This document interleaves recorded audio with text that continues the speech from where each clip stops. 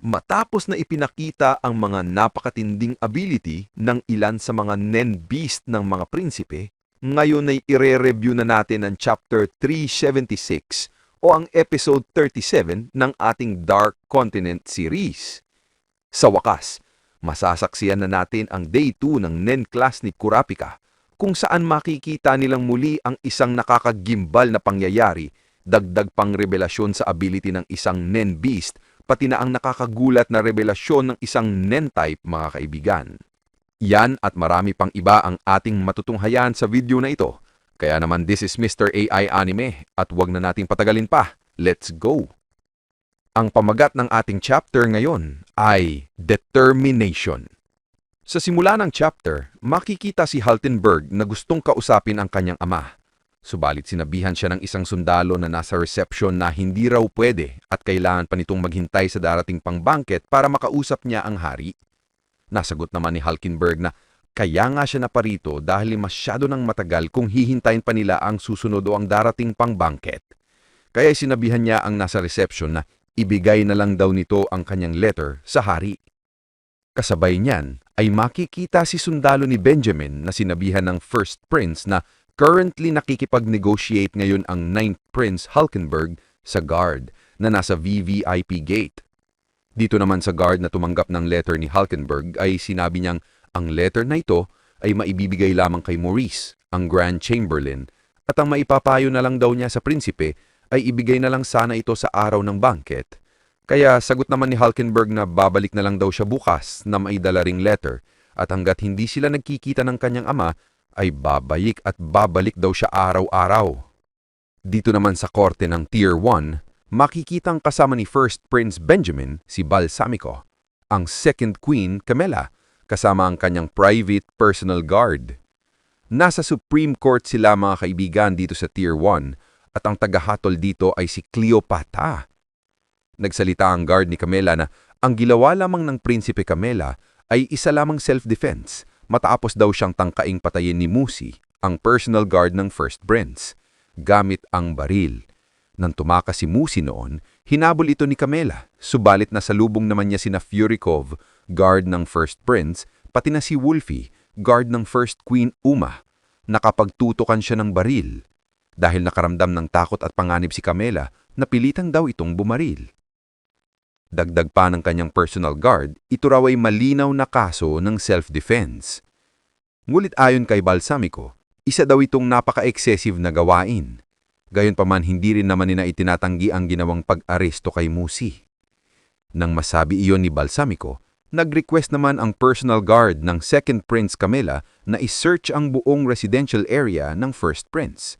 Sagot naman ni Balsamico, ganong din daw ang kanilang gagawin sa Second Prince at magre-request din daw sila na i-search ang residential room nito. Kaya isinalarawan ni Cleopatra na, sige, magre-request daw siya sa Royal Guard na i-search ang residential room number 101 at 102. At hanggat sa hindi pa raw nahanap o nakikita si Musi ay ang magkaparehong prinsipe ay magko-confine service pa rin daw. Magpapatuloy pa rin daw ang magkaparehong prinsipe at mag-ask sa dalawang prinsipe na sasama sa kanila sa tuwing lalabas sila ng confinement area. Sabay inend na nito ang court meeting. Matapos ang meeting, mga kaibigan, makikita namang lumabas na sa korte ang dalawang prinsipe. Makikita si Camilla habang nakatingin naman sina Benjamin sa kanya.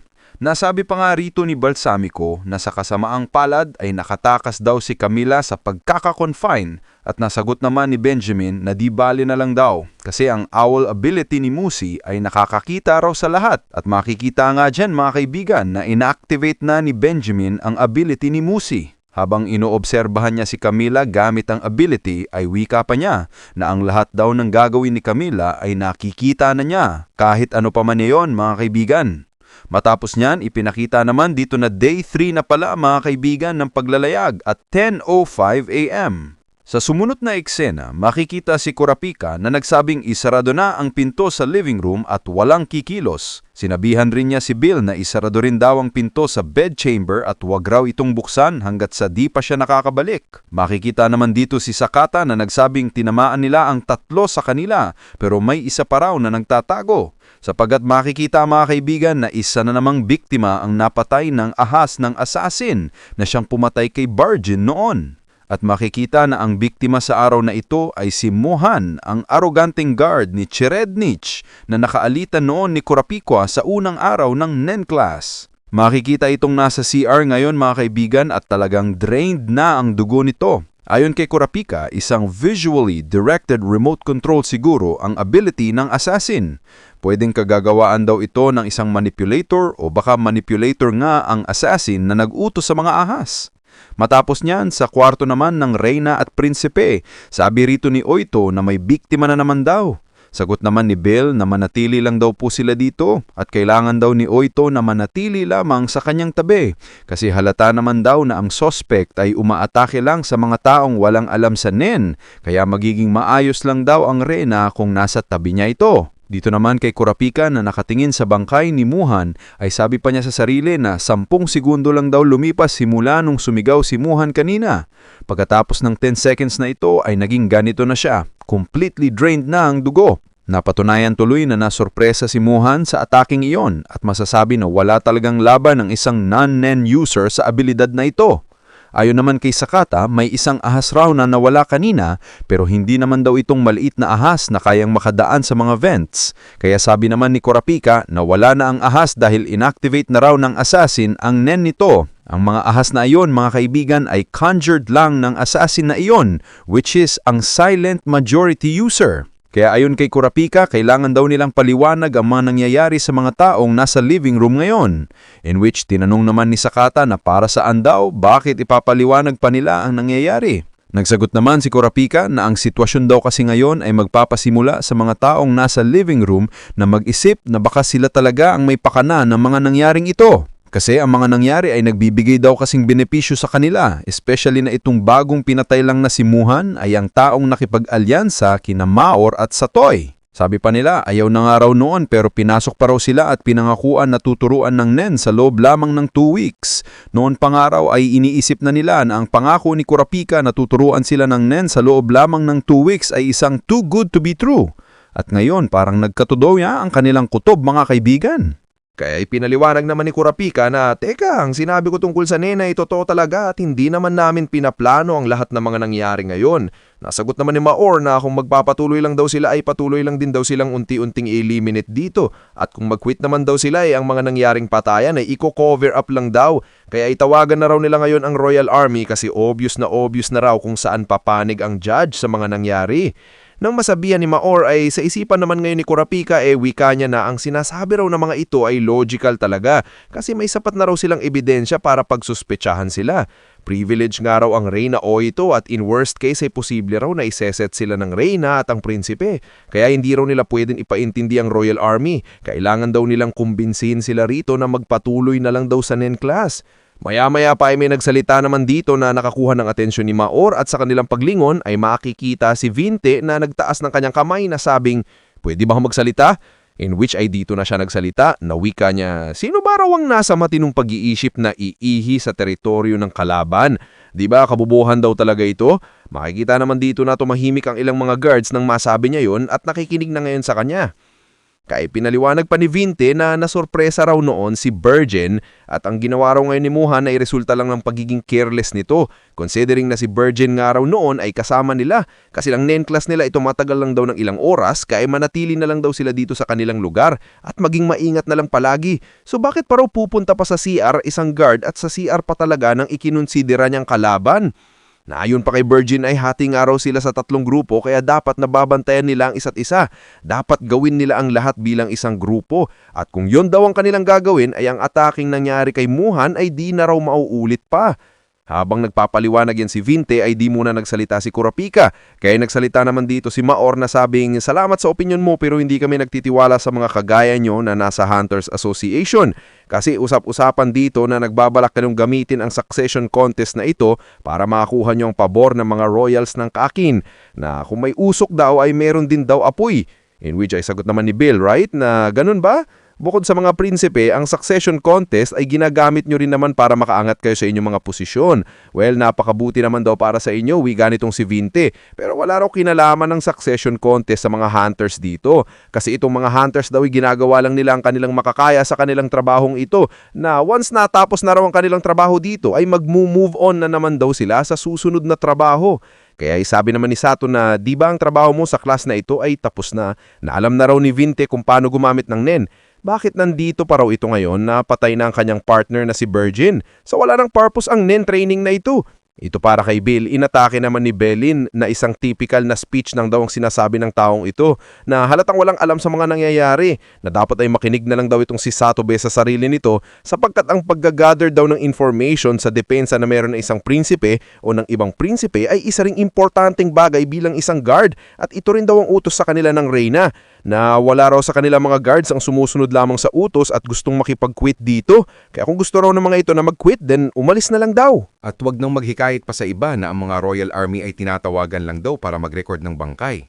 Na bakit pa raw i-involve rito ang Royal Army, na kung aakusahan daw nila ang Queen na si Uito at ang mga guards nito, then pwede rin naman daw niyang akusahan ang kahit sino na nandirito. Na kung mag-quit daw sila ngayon, ang kanilang misyon ay papalpak talaga, at ang tunay na salarin ng pagpatay ay makakatakas lang, bagay na magpapawala raw sa kanilang tsansa na ang makakuha sana ng puntos sa kanilang pinagsisilbihan. Sabay tinapos na ni Bill Rente ang kanyang salita na wikang gusto niya pa rin daw magpatuloy hanggat mayroon pang natitirang taong gustong manatili.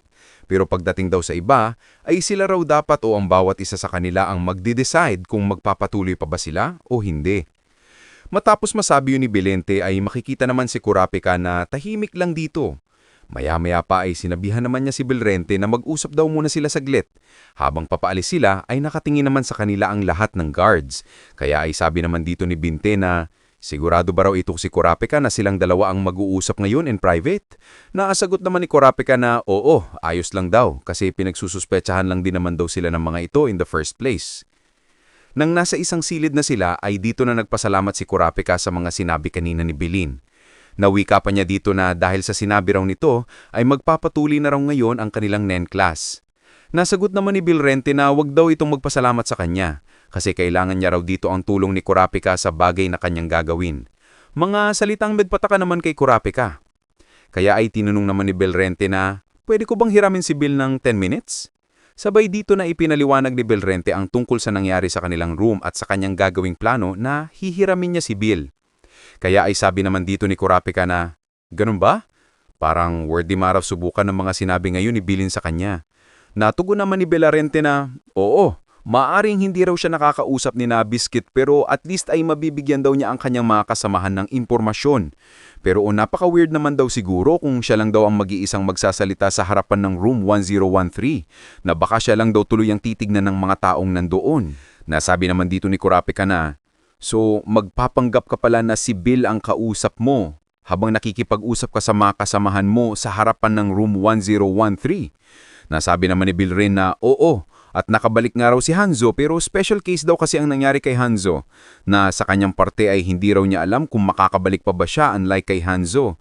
Natanong pa niya na, di ba ang NEN base ng 13th Prince Marayam ay nasa walang taong room 1013? Sagot naman ni Kurapika na, oo, yan daw ang narinig niya. Dagdag pa ni Kurapika na makipag-communicate lang daw sila sa kanila kung kinakailangan, pero sa mayon ay ipaprioritize daw muna niya itong NEN class. Nasabi naman ni Merinte na nagbabay time lang daw itong si Kurapika hanggang sa kung kailan nila kaya, at makipagkasundo raw itong si Kurapika sa ibang prinsipe kung posible. At wika pa niya na kailangan din daw na ipagpatuloy talaga ang NEN class, kaya ay mananatili raw talaga siya dito sa klase ni na Kurapika. In which ay sabi naman ni Kurapika na, okay, sige, 10 minutes na pwede mong hiramin si Bill. Bagay na ipinapasalamat naman ni Belirente.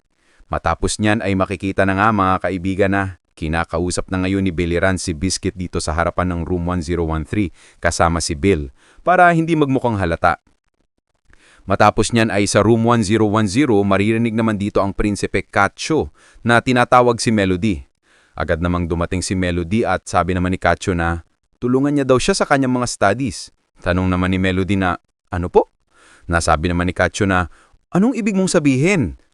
Daw sa pagtatanong ni Melody ang gusto bang ipahiwatig nito sa kanya ay walang saysay ang kanyang pag-aaral dahil mamamatay lang din siya? Sagot naman ni Melody na hindi po. Sabi naman ni Kacho na mas alam daw niya ang sarili niya pero matigas daw kasi ang kanyang ulo at mas namomotivate pa raw siya na yun. Dagdag pa niya kay Melody na, di ba bukod sa akin ay ikaw ang pinakabata rito kaya ikaw ang pinakamalapit sa pagiging estudyante? Habang nagsasalita si Kacho ay may naririnig naman ngayon si Melody na isang kakaibang tunog. Kaya napasabi siya na ang tunog na ito ay isang mask tone. Dagdag pa niya mula sa tunog ng mask tone ay nagsesend daw ngayon si Kacho ng isang Morse code. Habang nagsasalita si Kacho, nasabi niya na ano raw ang best subject ni Melody. Kasabay niyan ay pinipindot-pindot pala ni Kacho ang mosquito device para mag-send ng Morse code kay Melody na nagsasabing, kung naririnig mo ako o kung naririnig mo to, ay sabihin mo ang salitang music. Makikita ang mask tone na tinatago ni Kacho sa kanyang isang kamay at itong mask tone ay isang device na nakakapag-produce ng high-frequency sounds na ginagamit bilang isang secret conversation device ng mga kabataan. Ang mask tone kasi naririnig lamang ng mga bata dahil mas madaling nakaka-adapt ang kanilang pandinig kumpara sa isang adult. At dahil nasa teenage years pa sila Kacho at Melody, ay mas malinaw nilang naririnig ang ganitong kataas na frequency. Matapos na maisend ni Kacho ang Morse code na yun kay Melody gamit ang mask tone, ay sumagot na rito si Melody. Sinabi niya na magaling daw siya noon sa school pagdating sa music. At ang salitang music, mga kaibigan, ay nangangahulugan na narinig nga ni Melody ang paggamit ng prinsipe Kacho ng mask tone. Kaya sabi naman ng prinsipe, sa tingin mo ba gusto kong matutunan kung paano gumamit ng instrument? Pero agad din niyang tinapos ang salita at sinabing, bali na lang, pag-aaralan ko na lang ng mag-isa ang nasa aking libro. Nasagot naman ni Melody na, opo, pasensya na po, aalis na po ako. Subalit habang sinasabi ni Melody ang mga salitang iyon, ay narinig ulit ang Morse code ni Kacho na nagsasabing, kitchen cupboard, bottom left. Bago sa umalis, ay tumingin muna siya sa prinsipe at pagkatapos ay pinuntahan na niya ang kusina. Hinanap niya ang cupboard sa bottom left at nang buksan niya ito, ay nakita niya ang isa pang mosquito device. Ang mosquito device na ito ay ibinigay ni Kacho upang makapag-concentrate ang isang ordinaryong tao. Tignan lang daw ang coin na ito na kung ang Nenbeast daw ang may gawa nito ay ano raw kaya ang epekto na ibinibigay nito sa isang tao. Kaya ay pinaliwanag dito ni Covin Toba na guard na inassign ng First Prince ng epekto raw na ibinibigay ng isang bagay na conjured ay naka-close lang. At kung nakahanap daw siya ng ibang coin na may ganitong design, masasabi niyang hindi ito isang bagay na nagsisilbing weapon.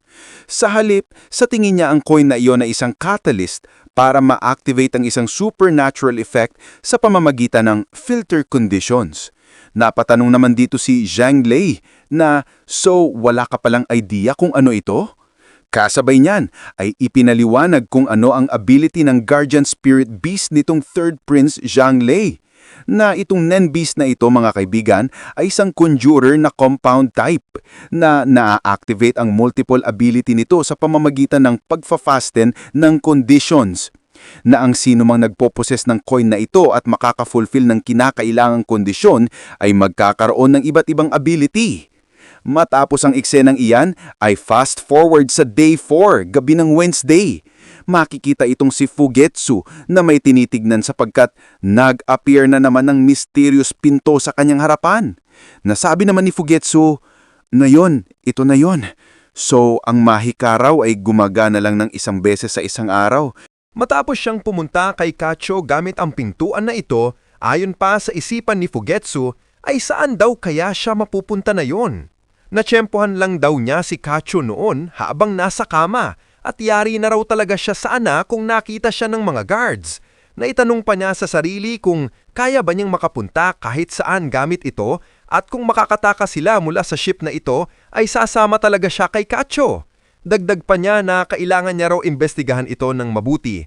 Totoo ba na once a day lang nagagamit ang pinto na ito? Nagre-refresh ba ito every midnight? O kailangan niya talagang maghintay ng 24 hours? Gaano ba kalayo ang kaya niyong puntahan? Gaano karani ang pwedeng makapasok dito?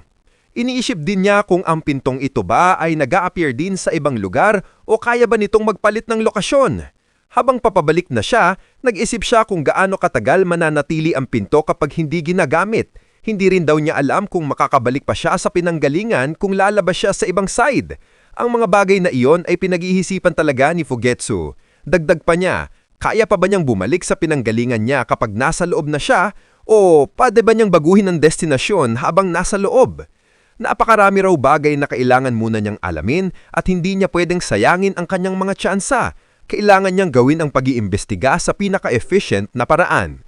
Sa ngayon, i-check daw muna niya kung makaka-re-enter ba siya ulit sa exit o kung naibaba niya ang lokasyon ng entrance mula sa tabi ng entrance, just in case na hindi siya makabalik para natilihin daw niya ang exit sa room na ito. Kaya sinubukan niya at sinabi niya ang lugar na gusto niyang puntahan ay ang nasa tabi ng entrance. Ngunit nagtaka siya dahil walang exit door na nag-appear sa tabi ng entrance. Hinawakan niya ang pader at sinabi na hindi naman ito nabubuksan at parang wala namang nagbago. Baka one-way lang talaga ang destinasyon mula sa entrance o baka ang exit papunta sa destinasyon ay nag-a-appear lang matapos mabuksan ang entrance. Kaya dito niya sinubukan ang kanyang pagre-research at ipinangako sa sarili na ililigtas niya si Kacho gamit ang kanyang mahika. Matapos niyan, sa room 10004, makikita na bumalik na ang isang guard na si Danjin at sinabi nito na pinatay si Muhan at ang pumatay daw ay gumagamit ng Nen. Makikita naman dito si Teta at si Riednich na nagtitraining. Pinaliwanag pa ni Danjin na ang salarin daw sa krimen ay isa raw sa 21 katauhan na nasa room 10014.